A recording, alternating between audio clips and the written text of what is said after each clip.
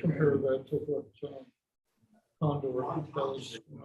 Wayne, we are also live streaming it for the people that can't come in on YouTube, so, or on Zoom. So recording will also be there. Wayne, we are also live streaming it for the people that can't come in on YouTube, so there we go.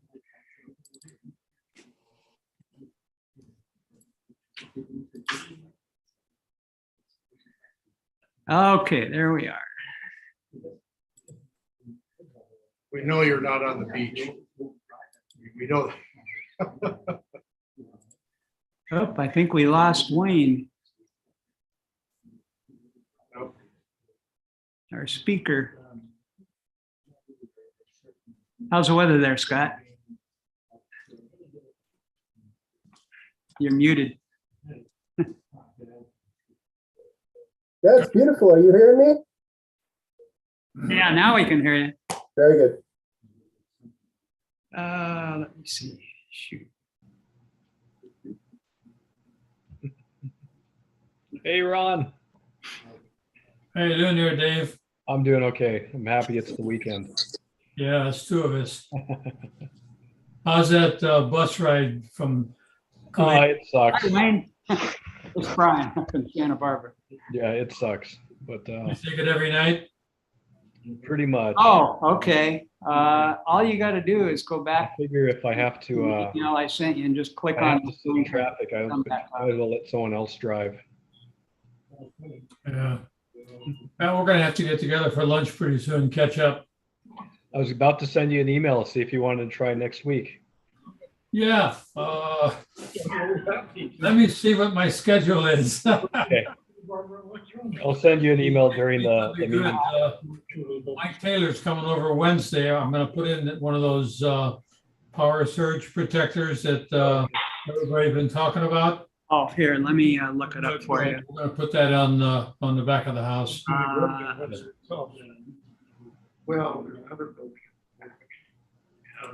How you doing, Wayne? Fine. Howdy. Okay, just the page is loading here. Okay, passcode is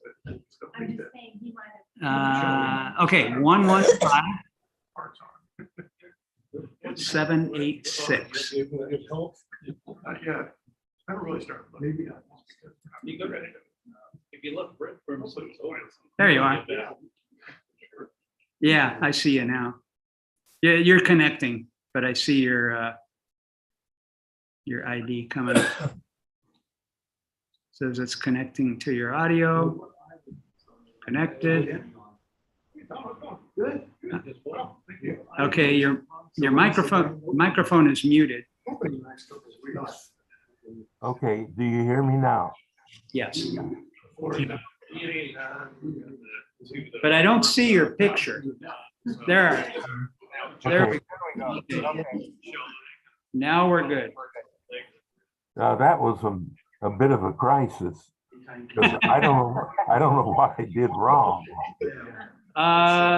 You should be okay now. You really don't have to. What I'm going to do is I will make you a co-presenter. And so you will be able to, let's see, make co-host. Okay, you are now a co-host.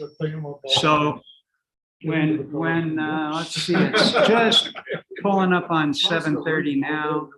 So we'll give another 5 minutes, and then we'll do the Pledge of Allegiance and a quick little roll call, and then I'll introduce you, and Okay, and you can start your presentation, and then you can share your presentation to the screen or to the. You see that down on the bottom it says share screen. yeah, I do see that. Okay, that's what you'll use to share your screen. Yes, got it. Okay, so just stand by, and we'll give another 5 minutes or so, and I think we'll be in business. Okay, and I've disconnected my phone, so I Okay. hope that's okay. Yeah, that's okay. Okay. Training. I see Ken. There's Ken. I see Jim. I don't know the names of everyone else. Saw Tom walk by before. You're up there. Hmm. Yeah, you can't see you. You're the one wearing the blue shirt. I was the cold people to get today, and the guy really didn't want to help me, so he said, "It's the orange bucket over there." That's you, Ken, just in case you can't remember who you are. I can see when I raise my arm. Yeah, But you're it's so there. dark, I can't tell. We're gonna do a little YMCA number here. You're gonna be the Y. What island? What island? That's a Dublin. Living room standard.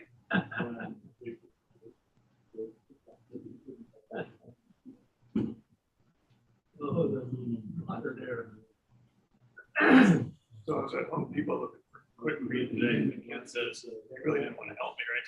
It's the orange bucket on that shelf over there. And then I said, "There's a lot of buckets over there." It says, "It's the orange." I said, "You're gonna I'm colorblind. You have to come show me." And the guy walks over this one. Apparently they were green and orange and about 4 other colors. Hey, Michael. Wow. Good evening, everyone. Evening. Hey, Michael.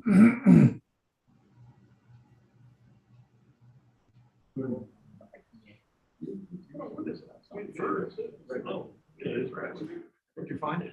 Channel or Hayward? Channels? So, yeah, I just bought a bunch of them. And it was about half the price. $40 a stick in Hayward, like 5 and 40. Yeah, it's not cheap. Okay, couple more minutes. Here's my product. Here's what I'm on. So this is my tractor dashboard. There's a metal plate, it's all rusted out, and it was covering all the electronics. See this piece of it here? That piece of it there. So I measured it all up.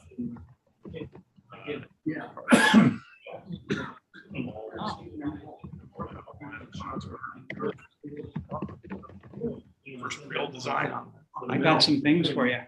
That's what happens. Probably some things to make, you mean? Okay, let's get started. Forget to give me your battery.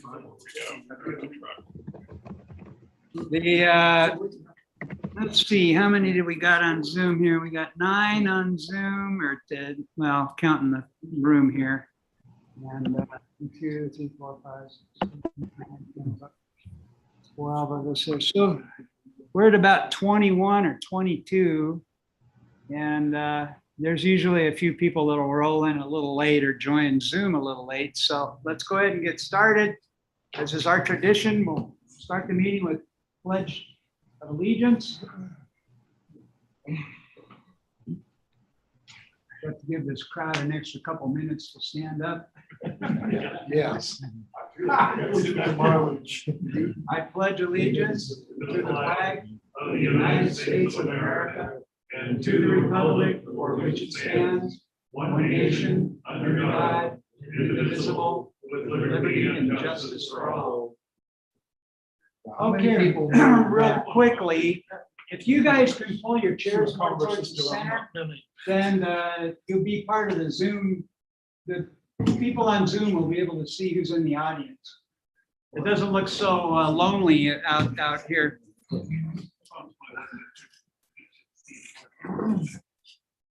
And KBX, come on.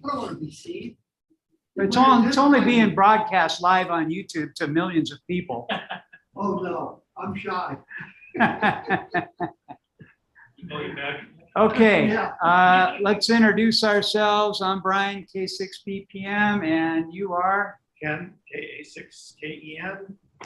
Dick, KM6AA. Mike, Kilo November 6, Papa Echo Echo. Kevin, AI6TY. Tom, N6YX. Jim, Alpha Echo 6 Echo Golf, graduate of Maricosta High School, and El Camino. Wayne. Yes, I'm familiar with those two places. Kilo 9, Kilo Bravo X-ray, alias Bowser Radio. I'm Lee, KM6JE. I'm Dave, K6BNL. I used to live here. Now I'm in San Bernardino. Ah, it's too bad. I'm David. I used to learn on the tape before ARI Puerto Rico. Ah, That's past tense, no longer. and then at the door? I'm Pat, WA6QBT, quiet but terrific. And Brian, Wayne, my wife, AE6EF, is also here. And then- Okay, also a Maricosta graduate? No, she's from Indiana, sorry. Boo, hiss. What year did you graduate, Wayne? Oh, that's an incriminating question. Sorry. 1960. Oh, you're a year ahead of me. 1960, Yeah, Yeah, 60. high school? went to UCLA Law School, Oh, lives in Tustin, and I got a picture. I thought you were gonna be here tonight, so I'm gonna give it to Brian to, or give me the address later on. okay, let's see. Well, there's a couple more people. Yeah. We're gonna get started anyway. Pat, could you kill the 3 light switches there? Thank you. That way everybody can see the screen. Quickly, before Wayne starts his presentation, I don't know how many of you listen to the Cuckoo Net in the morning, but Dennis has been doing it for 39 years or something. He's getting tired, and it's hard for him he's not waking up as early as he used to, and had some health problems last year. So we're trying to get people to volunteer to take a day. I did something that makes it real easy. If anybody, you don't have to do it on a regular basis. If you just feel like getting on the radio for 20 minutes and handling a little traffic, you can go to the club's website and you can click on it, or you can just go to cuckoo.spark.org, and we set up a little, you can do it on your phone. It tells you exactly what to do, step by step, all the rosters there. And if you're so inclined and want to play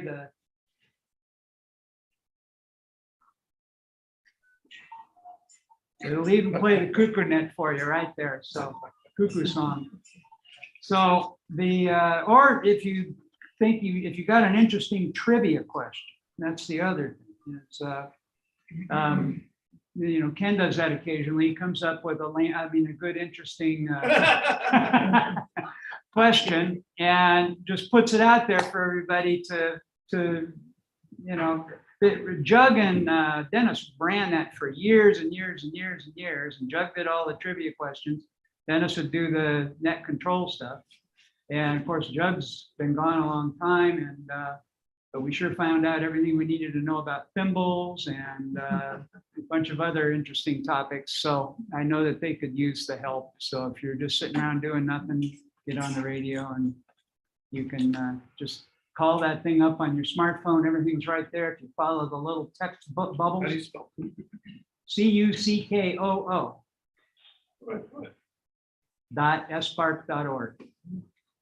Sure. Yeah. There's a bird. So step by step, the whole thing's there. You can't make a mistake. Just follow the little text bubbles right down the page and see, isn't that nice? That's pretty cool. It's a better version than mine. Well, now everybody can use the same thing, Dave, and you can do it while you're in your car. Yep. Just do it, bring it up on your phone. You'll have, I told Dennis, yeah. I'll help out. If everybody helps out a little, it won't die away. It's a good way to keep everybody, a lot of people engaged, at least for a few minutes in the morning. So, What's the only time the radio comes alive? yeah. And then it's quiet the rest of the day. No, not at night. Yeah, our presenter this evening is Wayne Overbeck, and Wayne is, this is his fourth time presenting to SBARC. The last time he presented was, what was it, 2015, I think. And he has an extensive background and well, he's done some very, very high frequency work to Hawaii and designed antennas. There's a little bit of a biography about him on the website if you want to read it. And he does excellent presentations, and tonight he's going to do another one for us. So I'm going to turn it over to Wayne, and so everybody can hear. You know, try not to make a lot of noise, Dave. Okay, Wayne. All righty. Hello to everyone. Brian said this was my fourth talk at SBARC, and I'm thinking, wait a minute. I think it's probably been more than 4 times, but in any event, however many times I've done this before, it's a pleasure to be here now. And I've got this video thing. It's a fake background, of course. It's not fake, actually. It's a house that I have rented out up in Shell Beach, near San Luis Obispo. And my tenant was good enough to take this picture that I'm using as a background. But what I want to do tonight, Brian says, I did a talk here about 5 years ago that was about the Trans-Pacific duct. And what I'm going to try to do here is use a previously recorded talk, which, well, let me see if I can make it work. I share screen. Let's see now. Share screen. Okay. Now what do I do? Maybe if I hit F5. Hello? Yeah, if you share screen, when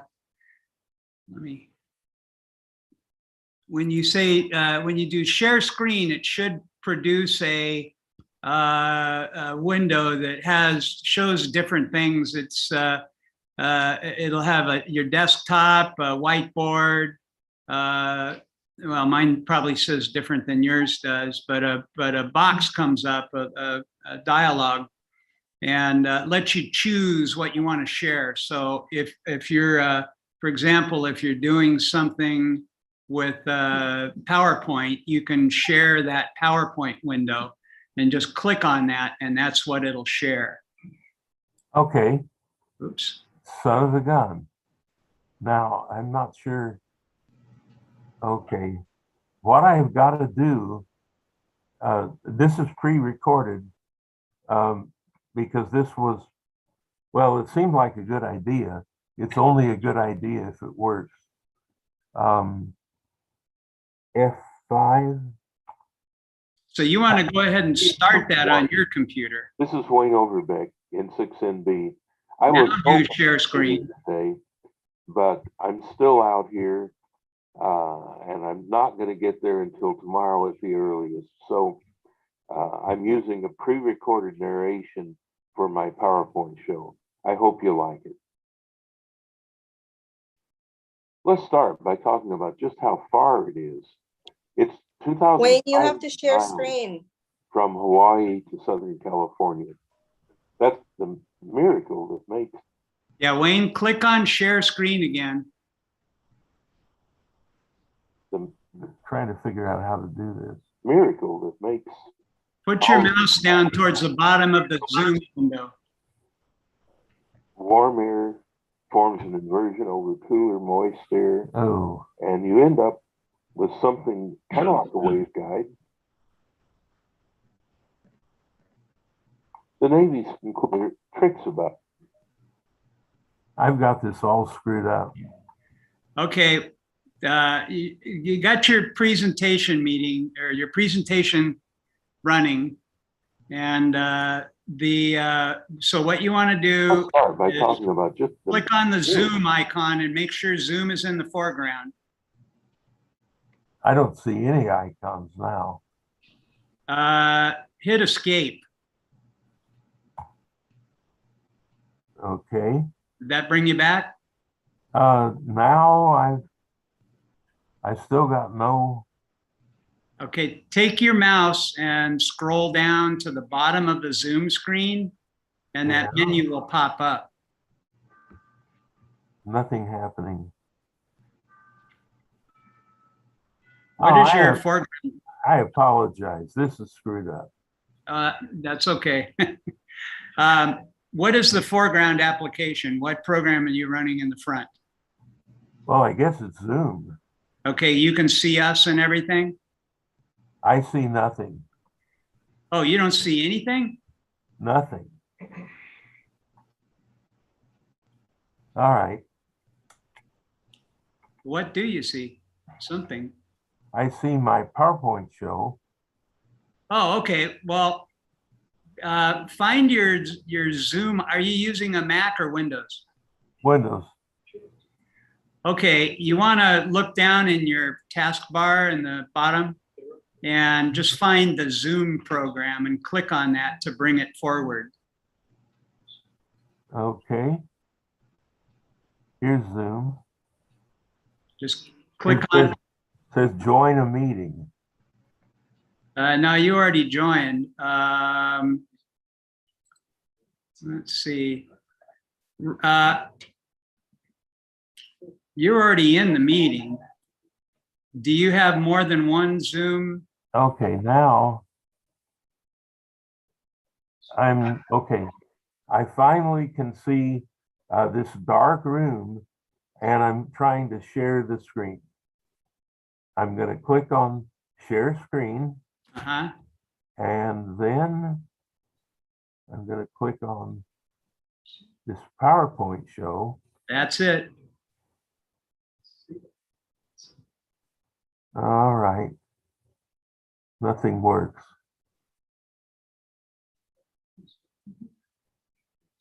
I apologize. No, we're not seeing the PowerPoint yet. Is there an OK button that you have to click on or something?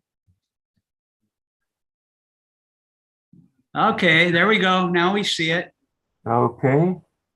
Now I have to hit F5 to start my show. Right. Just go ahead and hit F5 and Nothing happening. I really apologize. no, that's okay. Everybody has trouble with this sometimes. So let me see. I can see your screen. Can you see your screen in front of you that says California to Hawaii 2016? Yeah. Okay, just go up to the menu up there on the top line. I can see your mouse. You're right there. Go over to slideshow. Yeah. Stop video. Oh, this is ridiculous.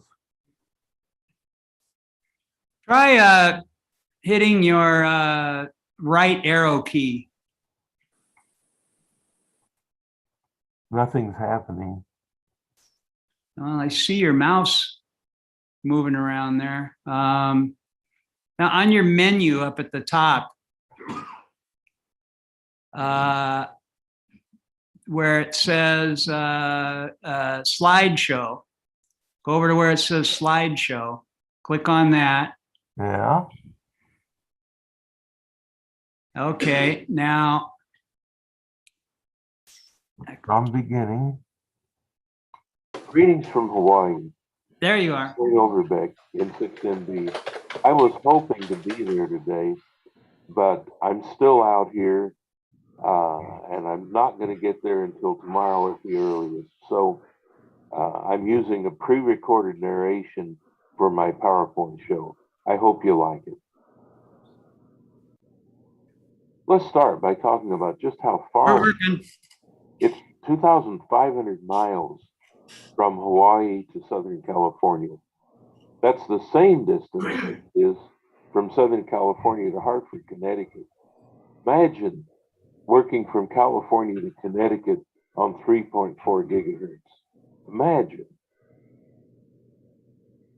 the miracle that makes all of this possible is tropospheric ducting. Warm air forms an inversion over cooler, moist air, and you end up with something kind of like a waveguide that transports radio signals at certain frequencies thousands of miles, usually further over water than over land, with little attenuation. Ducts can be elevated, like the one from California to Hawaii is, or they can run along the surface. Ducts are rare in desert areas and where the low elevation ducts are broken up by high mountains along the way. Instead of distance record, you've got to have two stations at opposite ends of the right duct at the right time. If you're interested in tropoducting, Bill Hepburn's website is very useful. The link is at the bottom of this page. He publishes daily forecasts for the whole world that can tell you when there's likely to be better than normal propagation. And he says the California to Hawaii path isn't that unusual. What is unusual is long haul tropo in dry areas like deserts and in areas where there are tall mountains that break up the paths. Now, the Navy in the 50s was already aware of this phenomenon and was doing extensive research thanks to the federal budget. They flew high altitude aircraft, Lockheed Constellations actually, all over the world, up and down, high elevations, low elevations, determining where radio signals were getting through long distances. They documented that there are elevated ducts, low at one end, high at the other end, as we have from California to Hawaii, in several tropical regions. And if you want to read more about it, you can Google Charles G. Purvis and look for publication number 7725 for an excellent summary.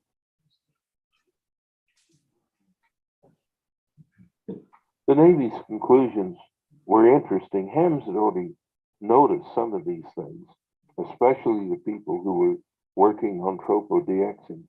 But they found that these long-haul elevated ducts don't really conduct signals below about 75 megahertz. Ducts are typically 800 feet thick. They behave like waveguides at 2 meters and up, not so much at 6 meters. On 6, if you work from California to Hawaii, it's probably going to be sporadic E or F2, not tropospheric ducting. The duct does rise. The Navy says 230 feet per 100 nautical miles as you fly from east to west. And after 5,000 feet, the rise slows down to about 100 feet per 100 nautical miles. So you're working a duct in California, you want to be just above sea level, a few hundred feet maybe. On the Hawaiian end, you need to be 5,000 to 8,000 feet up on a good mountain. There's tricks about ducts. One of them is you want to be in the middle of it. If you're too high, signals are going to be attenuated a lot. If you're below the bottom, the signals are also attenuated.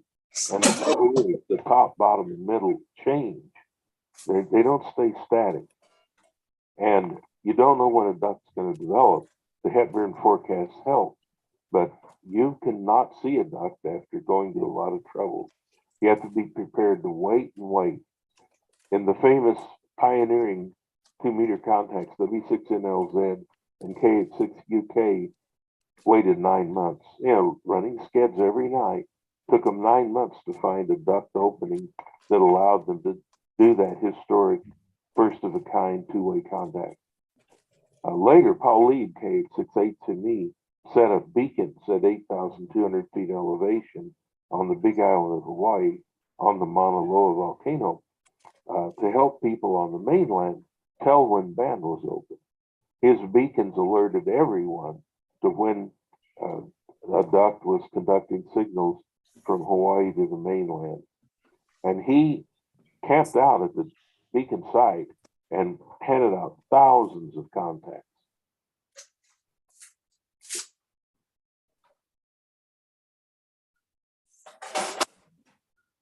Predicting when there will be a duct is an inexact science, even with the Hepburn forecasts, which are excellent, but they don't tell us everything.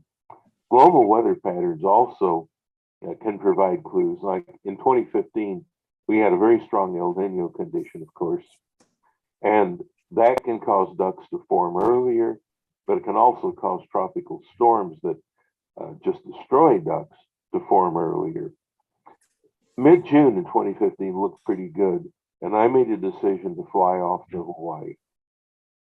So I took off for Hawaii with suitcases, and I had to pack all of this microwave equipment, antennas, the whole bit, into suitcases.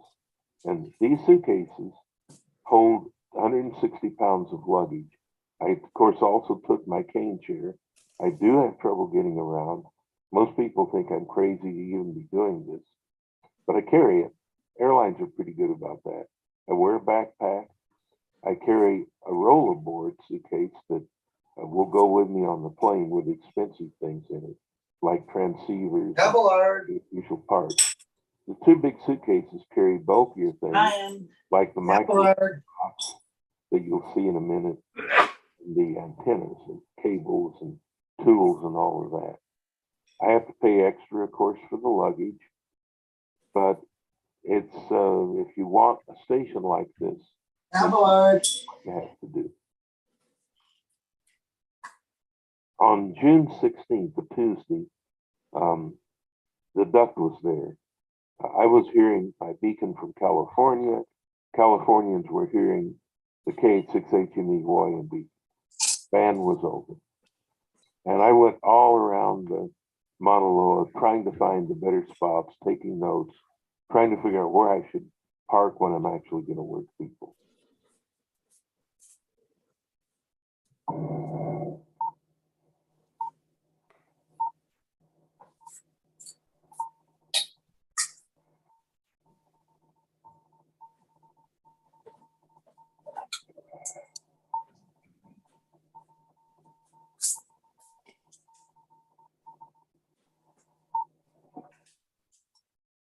Now we've got the station all ready to go, all lashed onto the rotating Lazy Susan on the top of this SUV. And we're going to go up with all this equipment and try to work some DX. In scouting for a site, I went up near the beacon elevation. The beacons are kind of a reference point, and they're 8,200 feet high. But as I went up the side of Mauna Loa, it became clear that the beacons on this particular day were above the duct, which means they would be much weaker than if they were in the duct. At 7,100, I'm really too high, but it gets worse.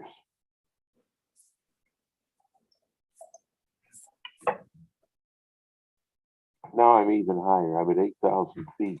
And as you can see, I'm way above the duct. The duct it's a very pretty picture up in the sunlight where it's warm.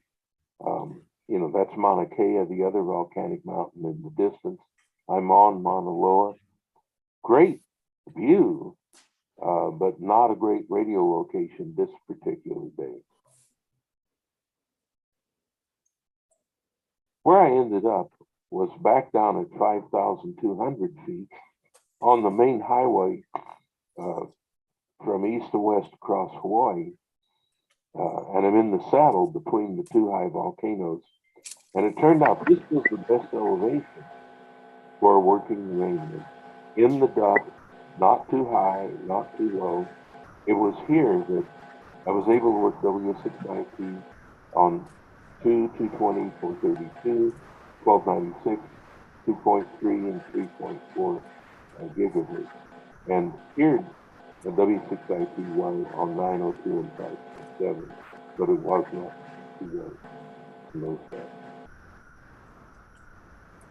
And now here's a view looking back toward California from this turnout along the main highway.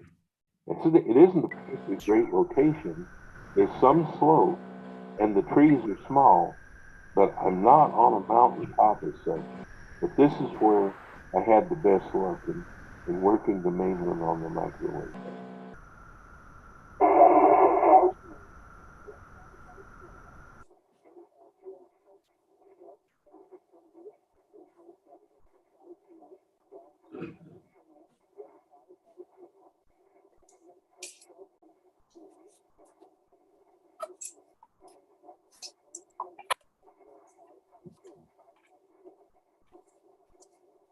Okay, I want to make sure I'm not doubling. W6IP, N6NB, portable KH6 in Bravo Kilo 29. I got the 5x2, and you're at least 5x2 on the peak. W6IP, N6NB, portable KH6, over.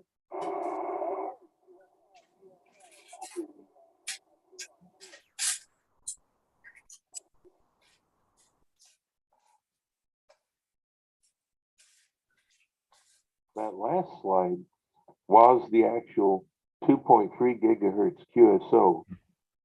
Signal's quite readable, but with fading.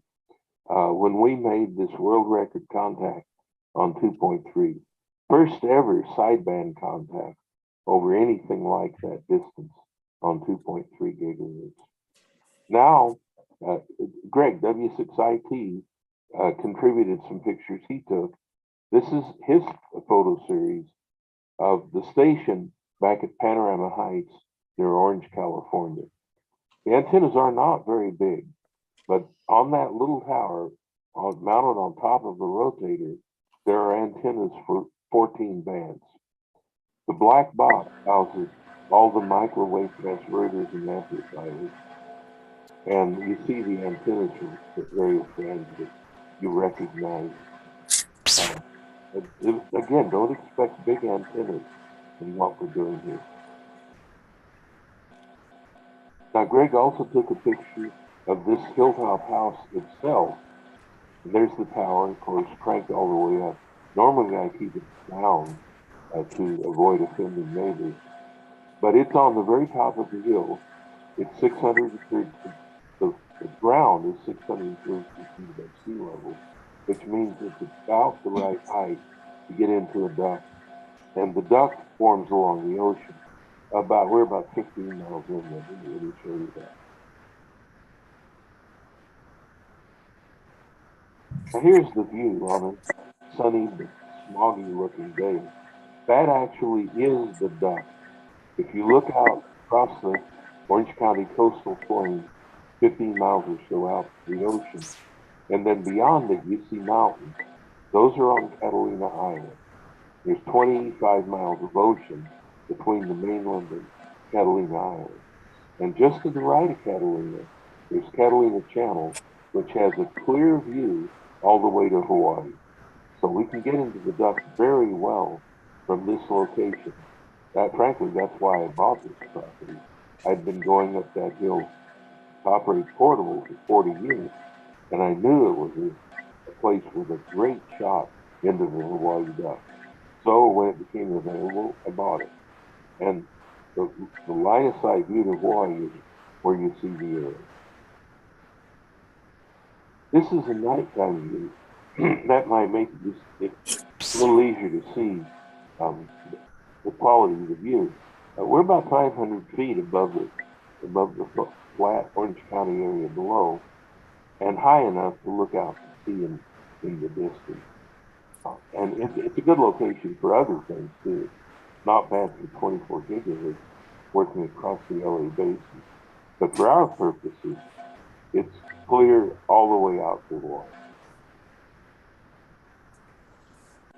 This is the Hepburn chart, the famous Hepburn chart, for the day when we broke the world records on 2.3 and 3.4 gigahertz. It's not all red, but the path is enhanced the whole way. There are no troughs, no gaps, and that's why it worked as well as it did. Now, trying again, earlier this year in June, I went back to Hawaii, again looking at promising head-turn charts. This time W6IT decided to also go portable rather than operating at my house in Panorama Heights. He took one of my rovers and went 75 miles inland to a 6,200 foot mountain with very good terrain falling off rapidly toward the Pacific and line of sight shot to the coastline. Some said this was risky. Ducks usually end near the coast, and if you're too high, it's difficult to get into it. So could a station way inland in the mountains get enough signal into the end of a distant duck to work Hawaii? Well, a number of us had a vigorous discussion. Some said no, some said hell no. Others said, well, maybe. Now here are a couple of pads south of the Pacific. Panorama Heights, where we set the record in 2015, is the red dot just above the G in Garden Grove on the map. It's the lower red dot. The arrow points more or less out toward Hawaii. And it's, of course, clear. We clear Palos Verdes, we clear Catalina and Trinidad. It's just open sea. Now, the upper right red dot is Rim of the World Highway near Running Springs, 6,700 feet elevation in the San Bernardino Mountains. Greg was there aiming across all of the LA Basin and out to sea. Pretty clear shot, and it worked. It turned out on that particular day, we had enough propagation to set a 902 record.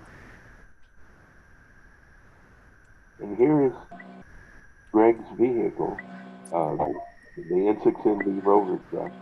And you can kind of see along Rim of the World Highway here that he's got mountains, highways, 10,000 foot ones to his right. And to his left, there's another mountain range, the Santa Ana Mountains. But straight back is a valley. And it's low all the way to the ocean.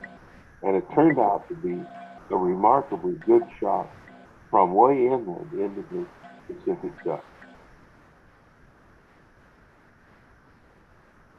This is a chart Greg made to show where he was and the terrain dropping off enormously toward Hawaii. This is why he did so well. He was thousands of feet above average terrain in that direction. And that's the hallmark of a good location for something like that. And he wanted you to see it.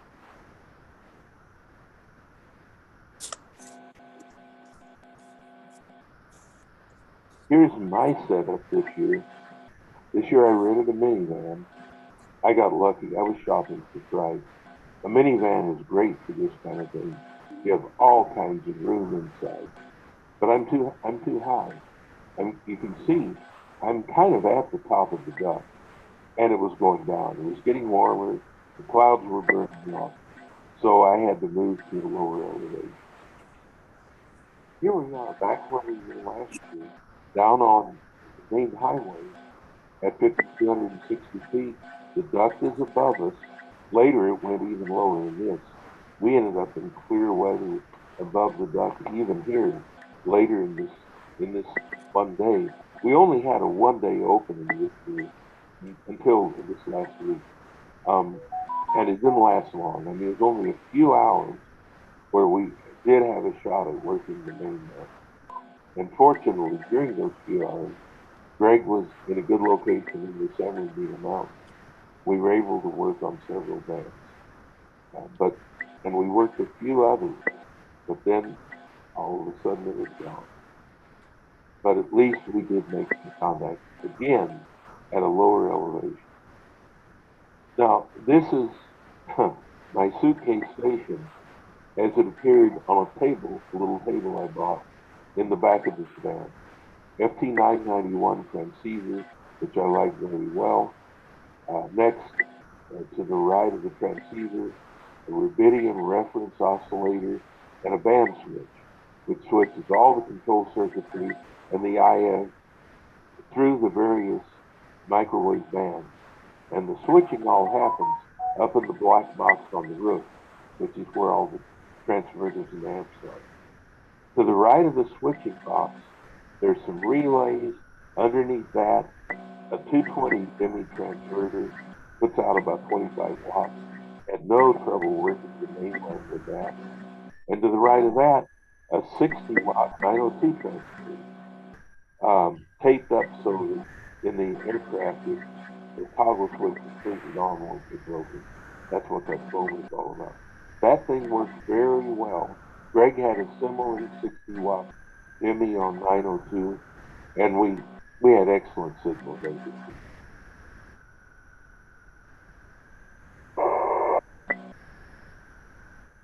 W6IT, N6 November Bravo Portable KH6. I've got the video running, so give me the report again. This is Bravo Kilo 29, W6IT on 902, N6 November Bravo Portable KH6. Over, over.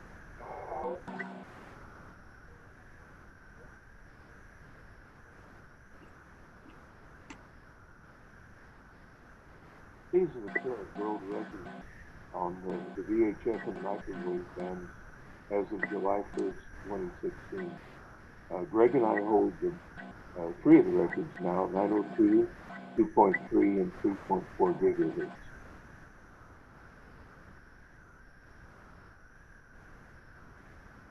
We shouldn't even be talking about microwave and VHF-DX records without mentioning the people on this screen.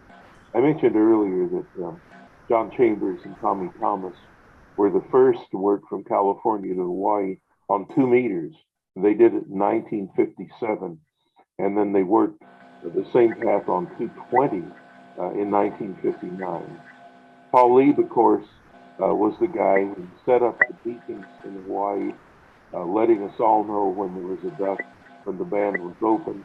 The time of his death in 2012, he held all of the world DX records from 2 meters to 5.7 gigahertz. And of course, Chip Angle, N6CA, provided a lot of the hardware for KH6HME. And Chip was also on the California end of the world DX records on 2.3, 3.4, and 5.7 that stood for over 20 years. And his 5.7 record still stands. We didn't break that. John Chambers didn't live a long life, passed away in 1969, and the Central States VHF Society created a memorial award in his honor.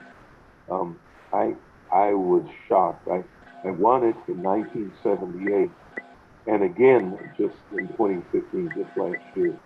And I really want to thank everyone in the Central States VHF Society for these awards. Thank you very much. It meant a lot to me. Okay, that's my show, folks. For more information, check my website, www.n6nb.com. Thank you very much for listening to this talk in absentia. And now, I'm not in absentia. I'm actually here. I apologize for the sound quality. I'm not sure what's happening in the background. I hear it, and I don't know what to do about it.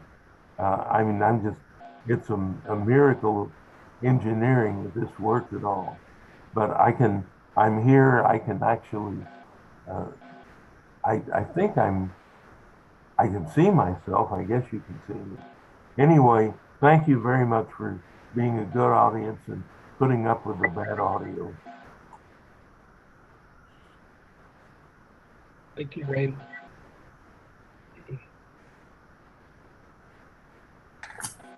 Okay, Wayne, at the top of your screen, you'll see it's green and it says stop sharing.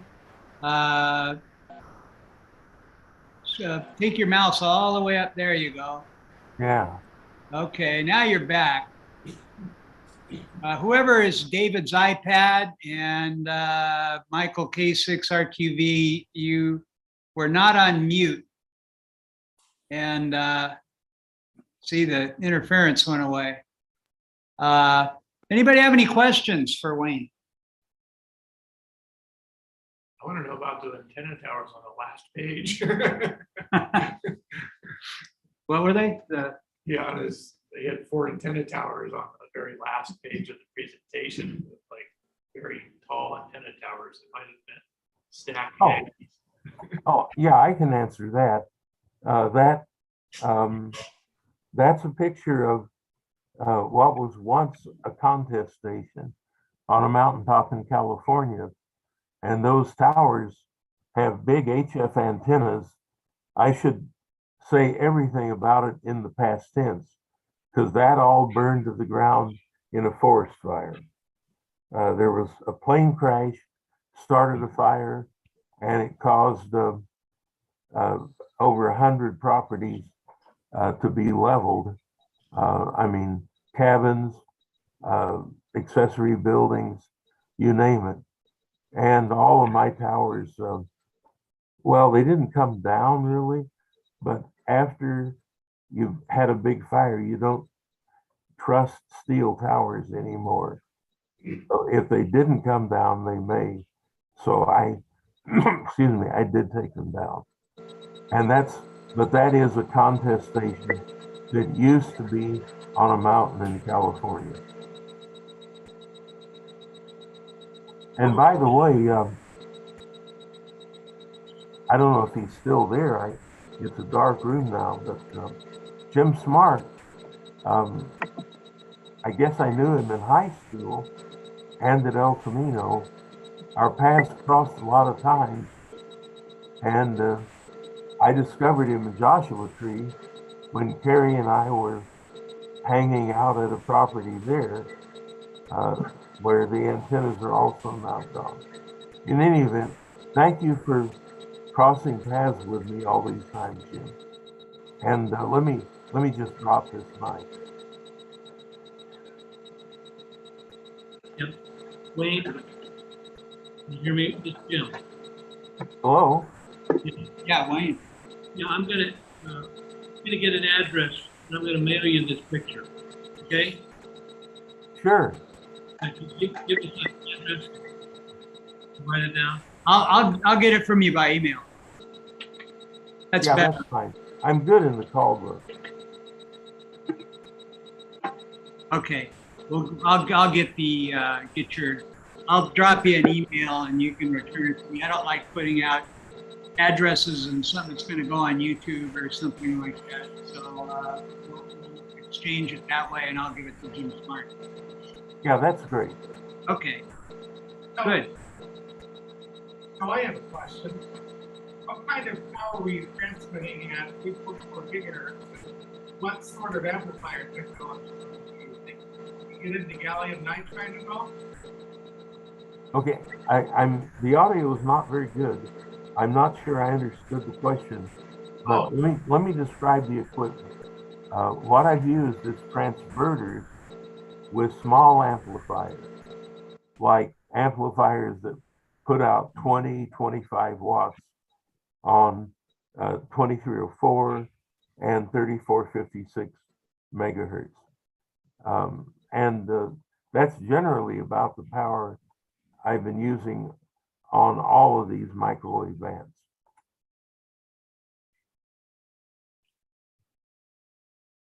He also asked if you ever used gallium nitride. What is that? That's a kind of power semiconductor we use in the microwave industry, and that's probably not, but it's just one of the latest technologies that's come out for really high power microwaves. Well, and to be totally honest, I don't know if I have any. I'm using all commercially available amplifiers. I don't know if I have any of those devices. How far north have you, in California, have you tried this? Has it all been from Orange County or San Bernardino County? Well, no, actually, that's a good question. Years and years ago, during one of the early openings from California to Hawaii, 3 friends and I ventured up the coast. Well, signals dropped out in Orange County. So we were motivated to try to find somewhere where the duct was still working. And we went through Santa Barbara. We went up over San Marcos Pass. We went to a place on the Vandenberg. Well, Vandenberg, Point Sal, that's now closed. But in those days, you could drive out there and get on bluff tops that were right in the duct. And you could work Hawaii from Vandenberg when it was no longer possible to do it from San Diego or from LA. So yeah, I mean, years and years ago, there are pictures floating around on my website, I think, of 4 young guys who are no longer young guys operating from Point Sal on the Vandenberg property. Yes, those were the days. Anybody on Zoom have any questions for Wayne? Dave? No? Yeah, I've got a question. Okay, who is that? Scott? Yeah. Ask, It looked like the top of the duct was often shown by cloud cover. Is that true that the top of the duct often was where the clouds were held? yeah, I showed pictures where there's a sharp line. There's moisture, there's cool air, then there's an inversion. And above that, you've got sunny, warm, dry air. And that line is what makes a duct work, because below the inversion, signals travel thousands of miles. Above it, they go nowhere. On the California side, could you also see a cloud cover? Yeah, I remember I had a slide showing Catalina Island from the, okay, that line, the smog layer, that's the duct.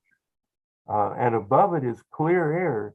You know, you get up there and you're in clear air, it's warm, it's dry, it's beautiful, but it's terrible for radio. So the one in California is going to be really low, and the one in Hawaii, well, for you, it looked like it was about 5,200, but sometimes it might go up to 8,000. But in general, that's where the clouds will hang. Yeah, that's right. The beacon, Paul Lieb, the KH6HME's beacons are at 8,200 feet. And there are many days when there's a duct that works at that elevation. Other times, there's zero propagation when you get that high. If you're up in clear, sunny weather, it's not good radio weather. You want to be in fog, clouds, grunge. Thank you. Oh, interesting. Any other questions? I have a question. I was wondering if the Quagi antenna is particularly well suited for use in tropospheric ducting. The question was about the Quagi antenna. I don't know if it's especially well suited for tropo ducting or not. It's what you need is some antenna gain, some directivity, and one thing in a duct, polarization is preserved. So, like if you're horizontally polarized, you need horizontal polarization. Everybody has to be horizontally polarized if anyone is. In those early trips we made to Point Sal up here by Vandenberg, we were working into beacons on the Hawaiian end. And I'm sorry, not beacons, repeaters. And the repeaters were vertically polarized. So we had to be vertically polarized as well. So whatever polarization you're trying to work, you've got to match that polarization. Quagi's work, Yagi's work, cubical quads work, lots of antennas work well. Okay, thanks. Anyone else? Well, Wayne, I think we learned a little bit here. I am particularly, it's good to know that I was always thinking with our little microwaves that we go to the island with, I was always under the impression when it got foggy that it wasn't good good for propagation, but apparently I'm wrong. Well, yeah, the sure sign of a tropoduct is fog. You know, you need the inversion at the top. If you get up to where you're in warm, sunny weather, you're too high. You need to be down where it's foggy and moist and all of that. And so anytime you're trying to be in the duct, you want to be down where it's moist, foggy, where you can't see much. Because when you get up where it's clear, it makes for great pictures, but lousy radio signals. Okay.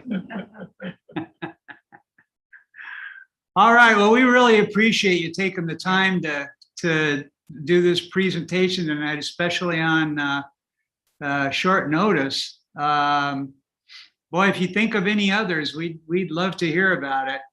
We're going to work on our end too, on the technology end of it, and see what we can do to improve things. We've got some.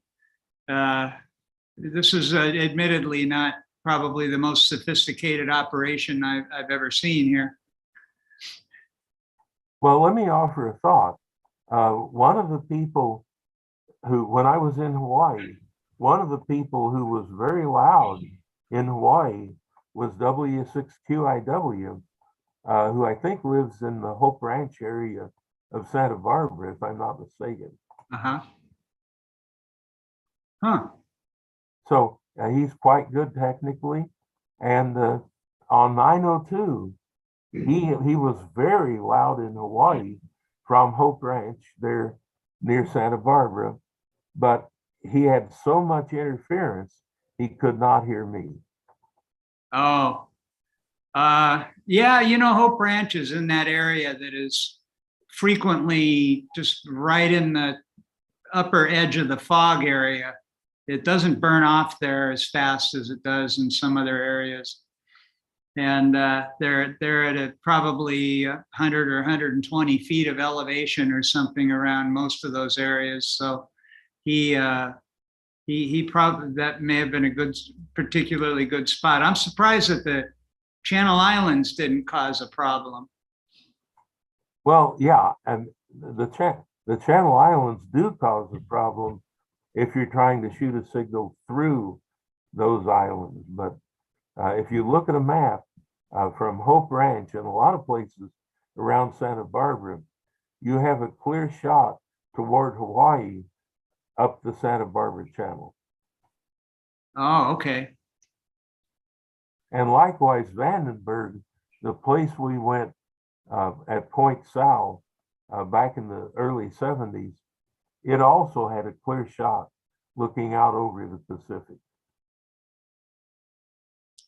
Well, yeah, at our odd angle, because we're a south-facing, you know, our beaches are south-facing here. You get kind of turned around when you look out, thinking you're looking west, and you're really looking south. Well, you're going to have to trust me on this. Santa Barbara has many places from which you can work Hawaii by getting into these ducts. But you beam up the channel, you know, it's not, It's not quite 270 degrees. It's not quite due west. It's a little south of that. But if you're pointed at the Channel Islands, you're pointed too far south. Okay. Is there anybody in Hawaii that's still doing this on a regular basis? Well, right now, as we speak, there's an Australian who I haven't heard from him firsthand, but he was planning to make a trip from Australia to Hawaii to get on 10 gigahertz. And that's never been spanned across the Pacific. That would be a major achievement if he and his colleagues who are working with him, if they make that path, that is a major achievement. Wow, that's To California or to Australia? yeah. Well, Australia would be even harder. What they're trying to do is work from Mauna Loa, the volcano on the Big Island of Hawaii, to California. Okay. And there's a lot of hams in Hawaii. I always hear them on the contest days. Is there anybody who's living out there that's doing these things that is more regular? Unfortunately, when Paul Leeb passed away, it was the end of an era. Okay. We'll need to convince somebody. Yeah, yeah, you do need to convince someone because it's still there. Oh, the station's still there? No, the duct, I'm saying several times a year, the duct is still there. Got it. Well, a couple of people in our club have attested to working repeaters in Hawaii from here on just on 2 meters. Well, when you can tee up a Hawaiian repeater, you know you've got a tropo duct. Yeah. Wayne, what if you do it the other way? Do you remember a time when your friend in Hawaii checked into the Sulphur Mountain repeater several years ago? That was a long time ago. Yeah. And then he worked the coast from, I think from San Francisco all the way down to San Diego doing simplex. I was one of those. Yes, that's famous. That's legendary. Yeah. So tropo works. It's a fun thing to work if you can do it. Well, and you don't need that anything that fancy. You need a directional antenna and 30, 40 watts. That's about it. Now, What's your antenna gain? Oh, antenna gain, you don't need more than like 10 dB forward gain. you showed a map. I wasn't familiar with it. The Tropo Index or something like that. It was looked like a weather map or something, but a Tropo forecast. Yeah, that's the Hepburn forecast. Hepburn forecast. Like Audrey Hepburn, the actress. Hepburn forecast. You can Google it, and there are these maps that Bill Hepburn puts out. They cover the whole world. I mean, the Atlantic, the Pacific, oh, you name it. And we know that ducting happens in many, many tropical areas. Is there a particular time of year that's better or worse, or? Yeah, the typical best ducting occurs in May, June, July. That ballpark. Still that time. Yeah. Yeah, and if VK7MO is going to work the mainland from Hawaii on 10 gigs, it's going to be right now. What was his call sign? VK7 Mike Oscar. Is that Bravo Kilo 7? Victor. Oh, Victor Kilo 7. He's from Australia. okay, let me write that down. Victor Kilo 7, Mike Oscar. Okay. Wayne, Dennis has worked, OBB has worked single sideband 50 times between here and Hawaii. Yes, and he's one of the guys I rode with in the 70s. WB6OBB was famous. Yeah, 2 meter single sideband. OBB was famous? Oh, I shouldn't have said it that way. I didn't mean to put it in the past tense. He may be listening tonight. I don't know. I can't see all the participants here. No, I didn't. But he'll probably watch the replay of it. I'll tell him that he got mentioned. Oh, well, yeah, and I didn't mean to put it in the past tense. I said he was famous. He is famous. He is famous. I'll let him know that. I'll let everybody else know that he's famous. Well, I think we've done just that right here and now. Yeah. I think he already knows. Yeah. Well, we'll have to pay attention more to his stories when he tells them. Anything else for Wayne? Thank you very much. It's been fun for me to do. I'm sorry about the engineering problem. Wayne, I got one thing for you. You remember Bill Allen? Again? Bill Allen, November 6th, X-ray Delta. Oh, yeah. Yeah, he was one of my mentors as well as many others here. So, been hearing about you for a long time. I think I've met you about 3 times now. Well, I was just thinking about the number of times I've been to the Santa Barbara Amateur Radio Club. I remember you used to meet in the Cathedral Oaks Administrative Center. That goes back a ways, but I know how to get to the Cathedral Oaks Administrative Center. You used to meet there. Where was that? Oh. That was in the 70s. I went there and you couldn't find a place to park. 80s too. Yeah, that's the place. You start up 154, turn off on, I guess it's Cathedral Oaks Road. I don't know.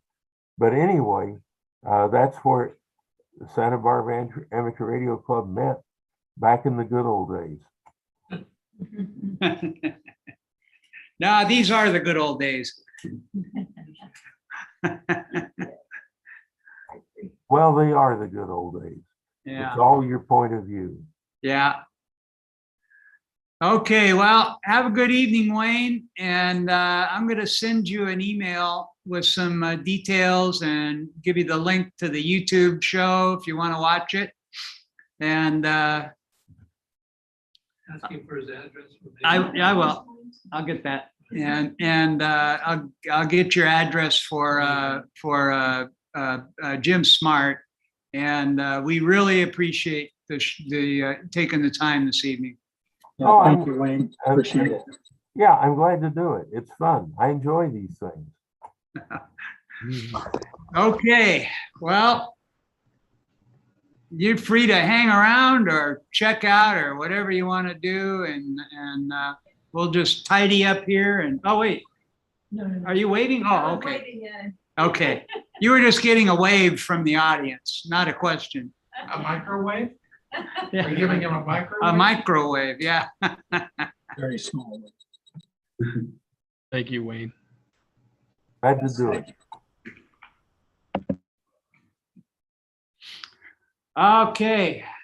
That was a very interesting presentation. Could you guys hear pretty good? Yeah. Not too bad. Little fuzzy. I couldn't tell, I was hearing mostly the computer and I could hear that and it was kind of making a little bit of a, What was that call sign of the Australian Victor? Victor Kilo 6, Mike Oscar. I got yeah. Victor Kilo 7, Mike Oxford. 7. Oh, 7.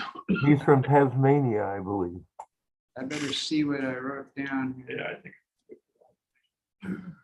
I am amused that the sun does not set at your location. I know. It never is dark. One other thing, Wayne, Dennis told me that you sold him his first radio when you were working at Henry's Oh my goodness. in the 50s. That was in the 50s. I don't know if you remember that, but they told me that. I barely remember the 50s. I don't remember. No, I know you do. I wasn't even born then. I remember from about 1954 on. Well, Wayne, do you ever get out to the Morongo Basin Amateur Radio Club? Well, that's kind of the opposite direction for me. And Carrie and I still have a cabin out there, but we took down all the towers. Yeah. That's another story for another time. Well, wonderful, wonderful hams out there. A lot of great group. Were those towers owned by someone with the last name Bevins, or was that his land, I should say? Bevins? Yeah. Looks familiar to me. Oh, you're talking about on line Highway 29 between the Marine Base and JT, right? So 62, 62. I beg your Highway pardon. 62, off of Highway 62, Wayne? I'm sorry, was there a question for me? Well, just a comment, Wayne. There was a big antenna station off of Highway 62, pointed in Europe. Four towers. It was an iambic, rhombic.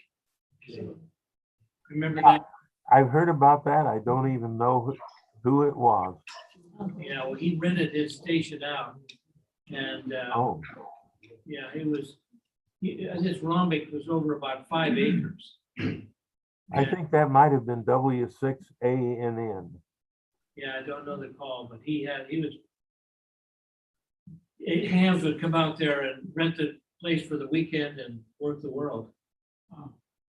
Well, that happens to be a good location, not for the Pacific so much, but certainly for Europe and deep Asia, things like that.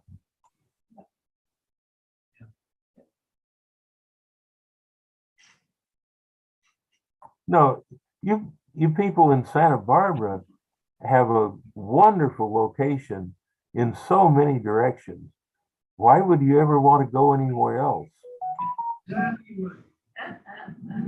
Yeah, we're all still here. Not a lot of movement. Europe can be difficult. Oh, well, yeah. Could you, someday could you level the Santa Ynez Mountains? Yeah, Or just go to the top. Put a station up I there. live right in the foothills, right close to where the first range starts. And there's areas of Europe I've never heard. Never will from that location unless it comes the other way. You get up on the next peak. Well, you go up on the peak and there's other ones further back. There's a whole separate, you think that this is the range, or from out at the island, if you look at the camera, you can see the coastal range, but you can also see the range behind it. Matter of fact, a lot of times there'll be snow on that and not on the coastal range, and you can see it from the island camera. So you look at it and you see white back there. It took me a couple of times looking at it to realize, oh, wait a minute, that's snow up there. So that's the, Sure, it's not the Rocky. no, no, I'll show you sometime. I'll tell you, look, it has to be in the winter. All right, well, let's see. We probably ought to close the meeting and turn the lights on and see what Daryl brought and Freshmen, some pretty good home stuff. yeah, free to good home stuff. And Stuart, I didn't even know you were there. I'm here. Not all here, but I'm here. You're all tan and healthy looking and Well, you know, when it's about 120 outside, then you do, and you've got good melanin in your skin, then you do tend to tan. But I tend to spend more time indoors with the iced tea bottle. yeah, you look like you've been out surfing at Phoenix Beach. They do claim to have beaches here, but it's more beaches along streams and rivers. Yeah. Well, it's like I used to spend a lot of time in Albuquerque, and they'd say, oh, we're going down to the beach. And the beach was a sandy washout area on the Rio Grande. Yeah. They could actually put towels down there and lay out there at the beach. So I used to laugh at that, of course, being from a place where we had a real beach. Okay, let me. Having grown up near short driving distance from Santa Monica and all the surf beaches along the coast, and able to walk down to the Wainimi Pier a year ago. Yeah. All right, you guys. Well, thanks for coming. And this was our first time doing a remote Zoom presenter to a live audience and a Zoom meeting and live stream on YouTube.